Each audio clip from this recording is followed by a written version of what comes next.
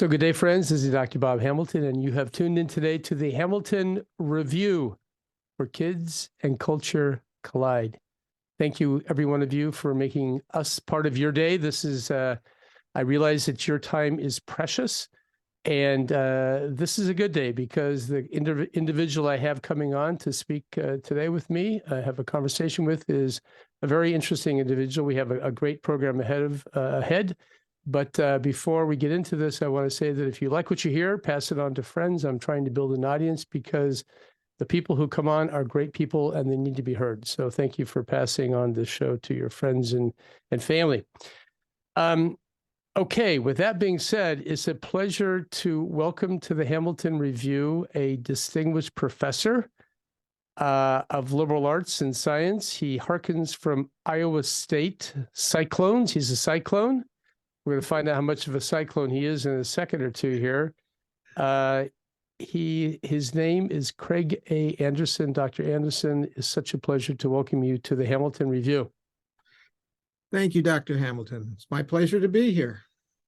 So we have a lot to talk about today because Dr. Anderson has done a lot of work in video games, and we're going to talk about that as we get along in this conversation. But Dr. Anderson, before we actually begin with that and getting into the meat of things, I like to back up way back, actually, and talk a little, have you talk about yourself, a little bit of where you're from, how you grew up, where you grew up, a little bit of the course of your life and the things that kind of brought you to where you're at today. So, Sure. Dr. Anderson, the microphone belongs to you. Yeah, well, thanks. Sort of a brief summary is, I'm an old farm kid. I grew up on a small family farm in northern Indiana. I'm also a college dropout. It's good. I think some of the most successful people I've ever known in my life are college dropouts. You clearly went back to college eventually, right? But that's a long story. And I'll get the short version is when I began college, the Vietnam War was still very much on. And I kind of got caught up in that mess and ended up dropping out to join an Army Reserve unit. So I served 6 years in the Army Reserves. Most of that was as a tank mechanic. Although when I went to grad school and transferred units, they didn't have any tanks. So I became essentially a clerk in Army intelligence, processing security clearances. And I can say my major contribution was that I noticed that many of the applications for security clearances, this would be, confidential, secret, top secret, that many of the applications were filled out wrong and were being rejected on that basis. And I started nosing around different manuals and stuff. I guess I must have been really bored one day. And I discovered that there were 3 different manuals with instructions on how to fill out this one form. And the 3 different manuals had different instructions. Interesting. So I brought that to the attention of the guy who was in charge of the G2 section there. And shortly after that, I finished my 6-year stint. So I don't actually know whether that was ever corrected or not. But I was the one that discovered it. Way to go. You did your research. I did my research. I mean, that's what I do. So, but anyway, so I was out of college for about 1.5 years, and then came back, went to Butler University in Indianapolis, and from there went to Stanford University, and graduated there and with my PhD in 1980 as a social psychologist. Sure. Although I was also reading a lot of cognitive psychology and clinical psychology and education. I mean, but technically my degree's in well, actually, technically my degree's in psychology, but my emphasis area was social. Okay.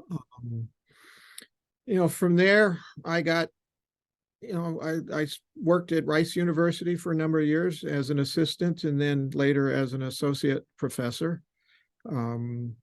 Spent 1 year at Ohio State University as a visiting scholar. Moved to University of Missouri in Columbia, Missouri, and was there both as an associate at the beginning and later as a full professor.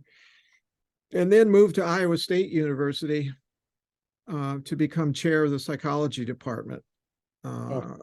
So I've been in Iowa now 23 years. And you're happy, and with all those friendly people in Iowa. Yes, we have been very happy here. The people on a personal basis have been very, very friendly, and I've lived, I've lived in Texas and California and Indiana and Missouri and other places as well. And, on a one-to-one basis, this is probably the friendliest place I've ever been. However, I have been disappointed recently with our political culture, as but I don't want to go into that in great detail. Yeah. We basically, I think we all feel that polarization that is happening. Polarization, and we really we need to kind of back away from that. Hopefully, God willing, that will. Yep. We will see that. So you're a psychology. You're a professor now, a distinguished professor in psychology.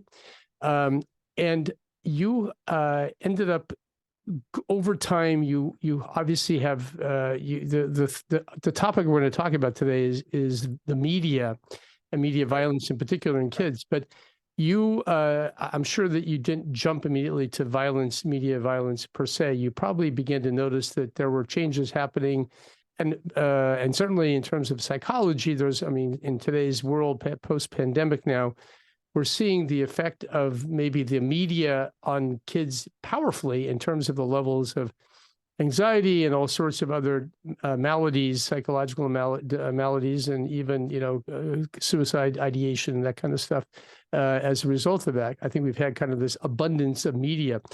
But what was it that drew you into this field when you began? That's actually very interesting. It was certainly not planned.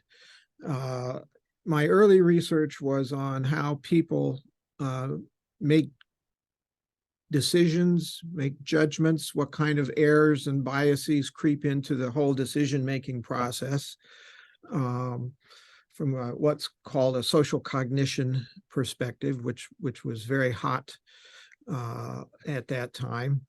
I also was doing research on depression, loneliness, shyness, some sort of clinically related kind of topics as an offshoot.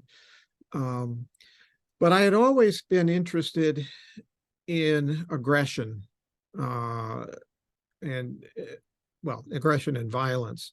In fact, my first publication while I was in grad school was actually on riots in the United States and the relationship to climate variables.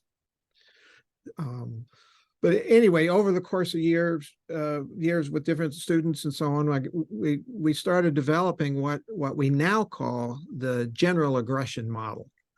Okay. It is currently, as far as I can tell, at least the most widely used model.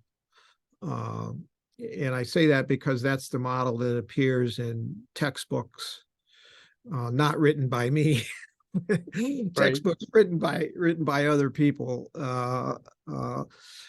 And as I was in the just interrupt you real quickly. What can you give us a thumbnail sketch of what that aggression index looks like?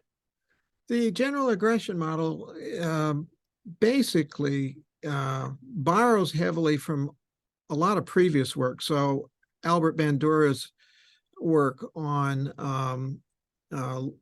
social learning, what he calls social learning theories, and his work was very pioneering back in the 60s and 70s, and he basically showed that kids learn from what they see on TV. Hmm. And they learn not only how to do certain things, but they also learn what we now call behavioral scripts. You know, when does one engage in this? And they learn attitudes. They learn whether or not to expect that a given behavior will be rewarded or punished or have no impact.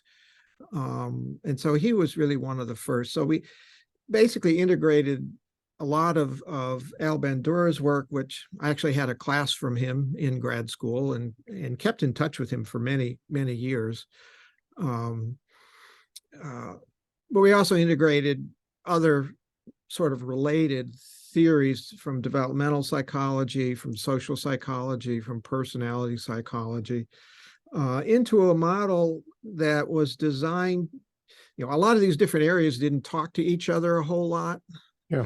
And so my thought was, well, maybe I can integrate all of these and come up with a language that makes sense to all these different areas of research, and we can move aggression research and our understanding of aggression and violence forward in that way.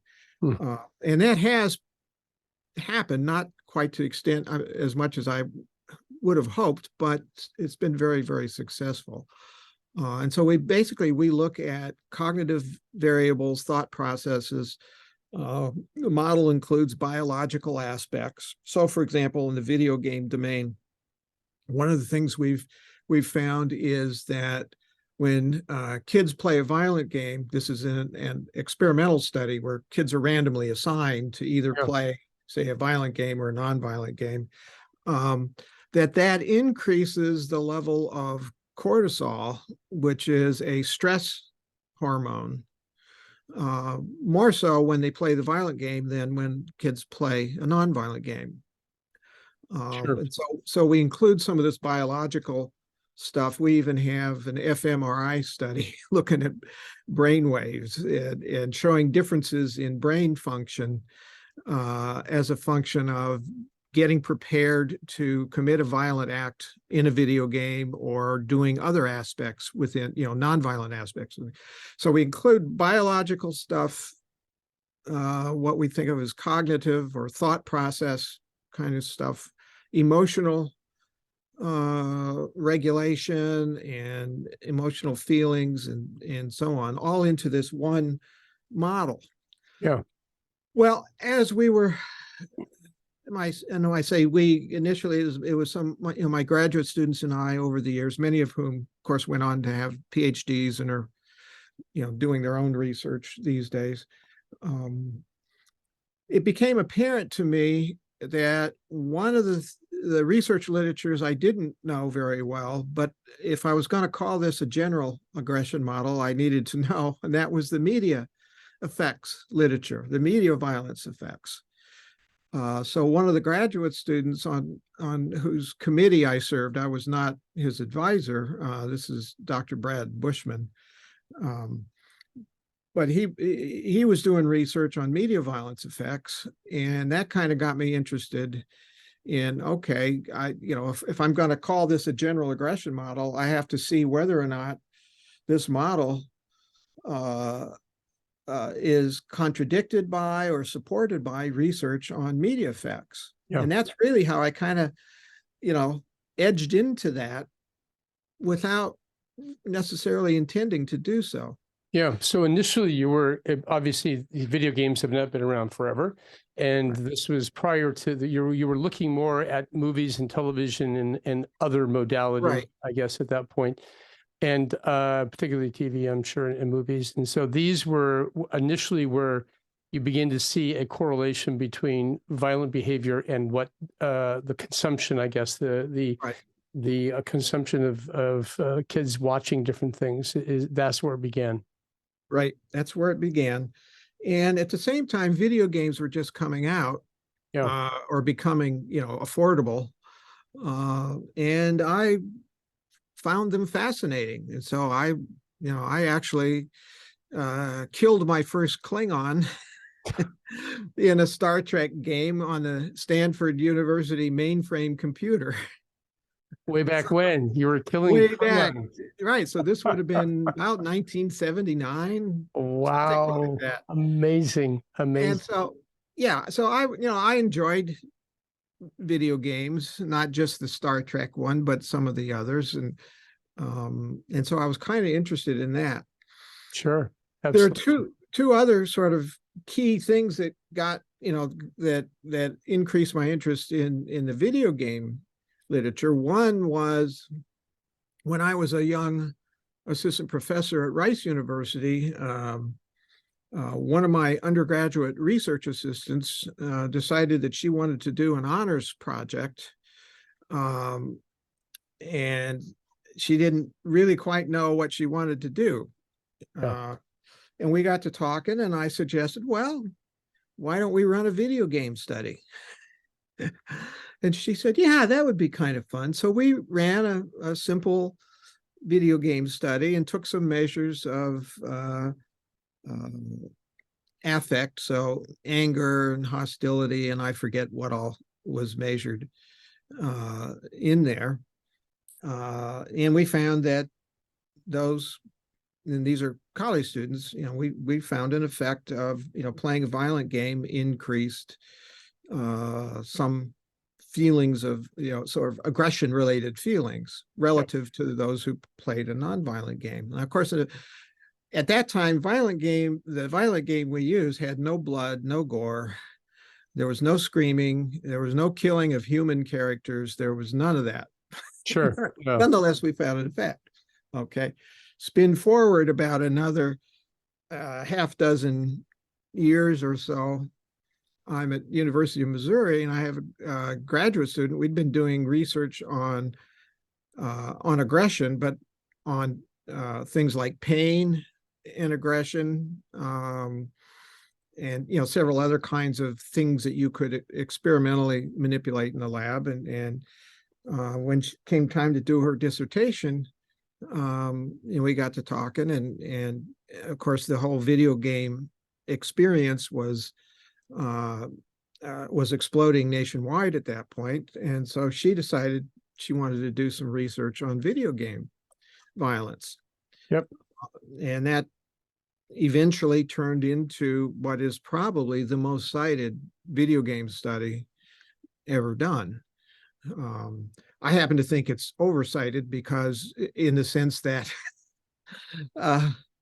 we've done better video game studies after that one. I mean, it was seminal in many ways. It really improved on prior methods that people had used, and kind of became the paradigm of how to do research of this kind. And so in that sense, yeah, it really was an important study. But on the other hand, the first set of studies you do in any given research literature, unless you're either incredibly lucky or incredibly stupid, your later studies get better. Yeah. Right? Sure. No, you're probably diving into an area where you're not really sure what's going on, and as you figure things out, you obviously refine it, and you get better at what you're doing. Well, listen, I want to get into this topic of the violent video games, and we're going to talk about this when we come back. But I think that people want to know, right now, the world we live in today, 2023, it's a very different world in terms of the level of violence and what's actually going on. So, friends, don't go away. We're going to get into this topic when we come back. We're speaking with Dr. Craig Anderson. He is a distinguished professor there in Iowa State, and we will be right back. Okay, Craig, we're out for 1 second, and we're going to come back. I'm going to kind of lay the foundation a little bit about the video games, and I want you to kind of fast forward a little bit to what's happening today. First of all, maybe talk a little bit about I have a little saying I always say, follow the money, and I think the money is gigantic in this arena. And also, I think it's important that people, I hate to say it, but I think people need to hear a little bit of what exactly graphically is being, first of all, the technology, the reality of these video games is something that is amazing. When I look at them, I'm just blown away by how real they appear to be. And I think that that's something that does have maybe an effect. You might want to, comment on that too. If you have a cartoon is one thing, but when you actually have video games that look like real people, then I think that does change the dynamics too. So you can think about your thoughts on that. Okay, so we're going to get back into the conversation, and I'll start with we'll fast forward to 2023. Okay. Yep. So 3, 2, 1. So friends, welcome back to the Hamilton Review. We're continuing our conversation with a distinguished professor of liberal arts and science there back in Iowa State. His name is Dr. Craig Anderson. Dr. Anderson, it's a very fascinating conversation. So I want to listen. When I started playing video games when I was a younger man, it was Mario Brothers.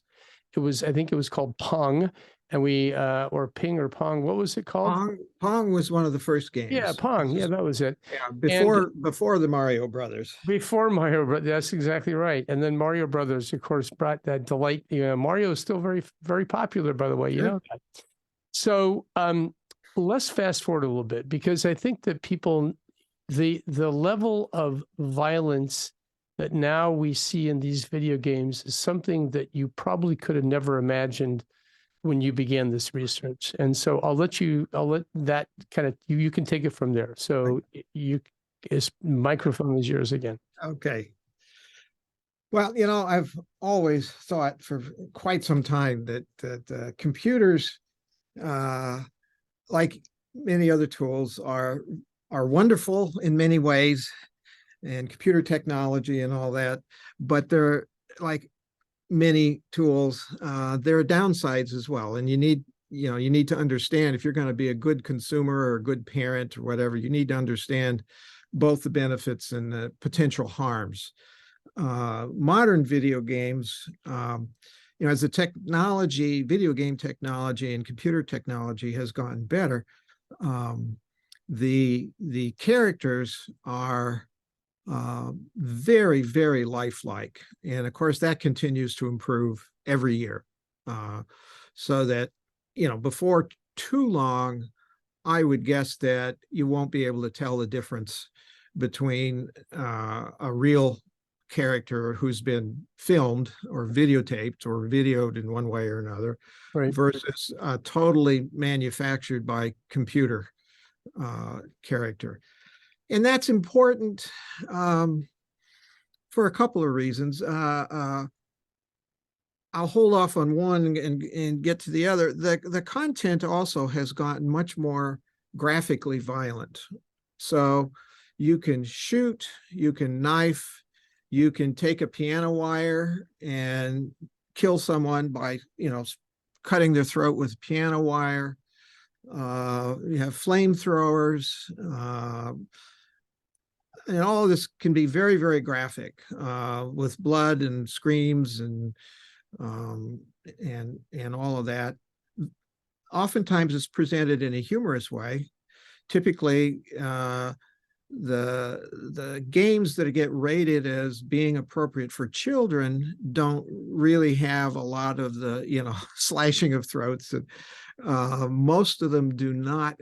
Most of the kids' games do not have a lot of blood, or at least not a lot of realistic blood. But our wonderful Supreme Court has essentially ruled that that in the United States, you can't prevent a kid from buying or renting or whatever any kind of video game, regardless of its rating, with the possible exception of games that are deemed pornographic.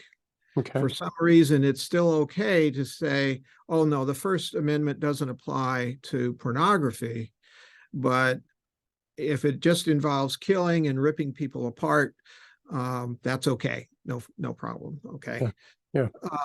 So yeah, it's a far cry from Pong or even Mario Brothers or and again, at one level, it's like, okay, I'm certainly not in favor of governmental censorship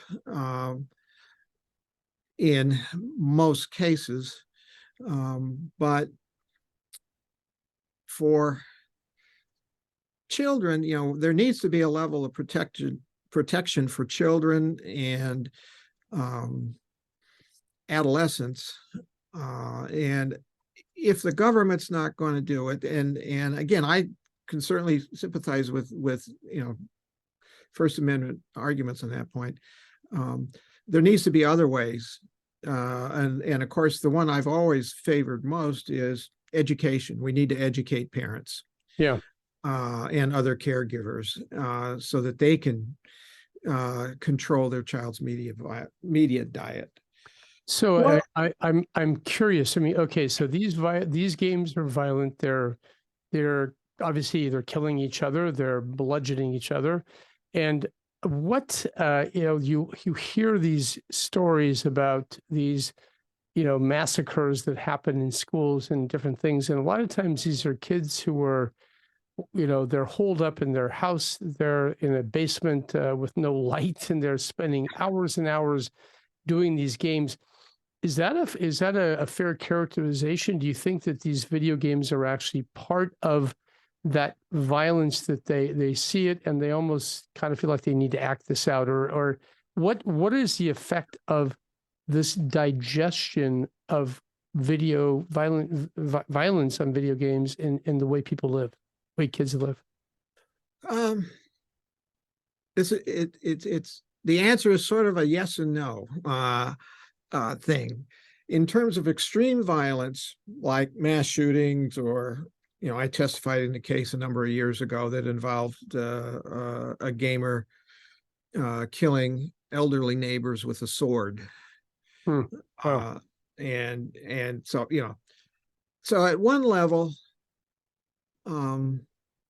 we now know that high exposure to violent media, not just video games, but TV, movies, and newer research on social media is starting to suggest the same thing, that we know that is one risk factor for later aggression. Okay. But there are dozens of risk factors for a person growing up to become a very aggressive adult. And by aggressive, I mean behaving in ways intended to harm other people. Yeah. With violent behavior being the extreme, the extreme end of that scale. But there are dozens, perhaps even 100 or so risk factors that go into such extreme behavior. So I guess one point I think is very important is if your child doesn't have any other of those risk factors, playing a violent video game for 10 hours or 20 hours a week is not going to turn them into a murderer. You have to have a whole bunch of risk factors to get to that level of extreme behavior. Can you define some of these risk factors just for our listeners? Sure. I mean, some of them are biological, but an awful lot of them are more social. So growing up in a family that has a lot of chaos and, say, aggression and violence in the family, that's a risk factor. Sure. Growing up in poverty is a risk factor. And there are multiple reasons for that, some of them having to do with nutrition. Yep. But there are a lot of other conditions that, go along with growing up in poverty. I mean, and that tends to be associated with growing up in violent neighborhoods is a known risk factor. So there are a bunch of these risk factors. And it turns out from comparative research that a lot of people have done around the world, not just certainly my lab, but there are literally hundreds and hundreds of studies show that the media violence effect is not trivial in comparison to other kinds of effects. So in some of our studies, for example, the media violence effect on aggressive behavior, physical aggression, is about the same and actually slightly larger than the effect of growing up in a violent neighborhood. Interesting. Okay. Yeah. So in some sense, if one's looking from a statistician standpoint, the effect size is small, but it's not small relative to other factors. The process, when what parents and what I think your audience needs to know is you need to think about video games as a socialization tool.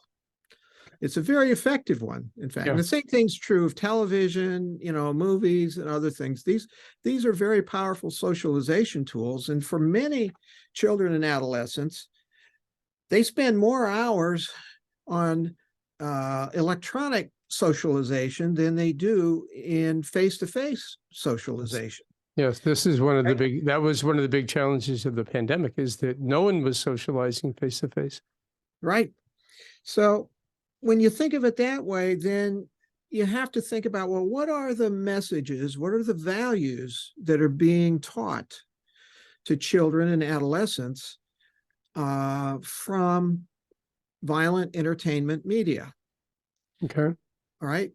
And typically, those games, you get rewarded for behaving violently. There's typically no punishment.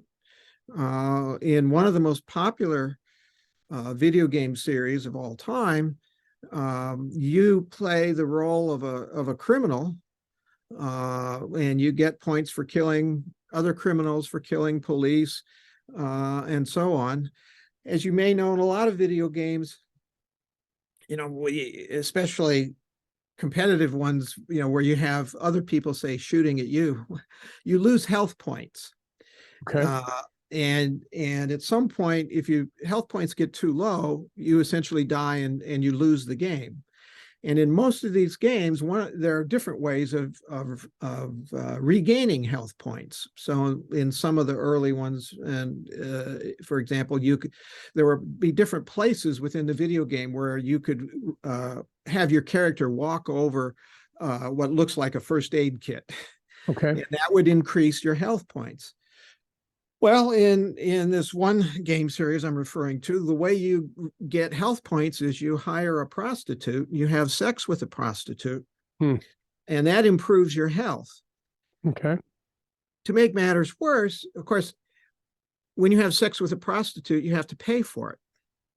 Sorry. Okay, so your money, your dollar value goes down.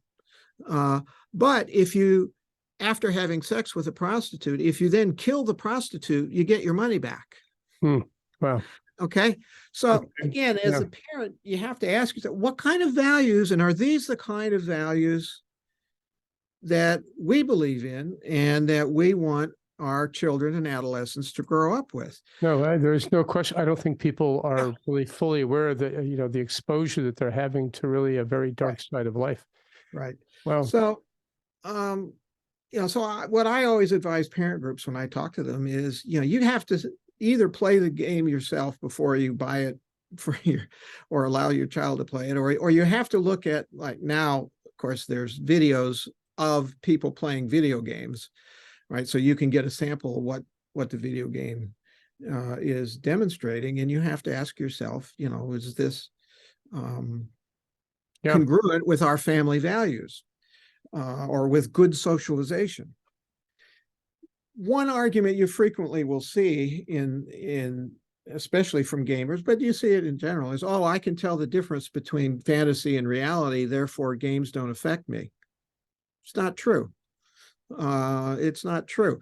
We've shown, and others around the world have shown, you can have college students playing a violent video game that clearly they understand is fantasy. Yep. And then put them in a situation where they have the opportunity, where they might be mildly provoked by another person, and they're given an opportunity to aggress against that person. They show increases in aggression, just like children do in similar experimental studies. So, this, I'm aware that it's fantasy, so it doesn't affect me, is simply wrong.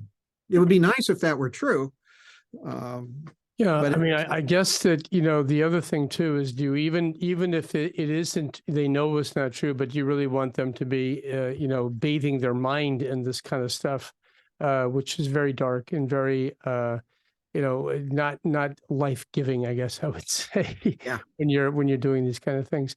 Do you have any, um, I'm sure you've already given some recommendations here to families, but how do we get these kids?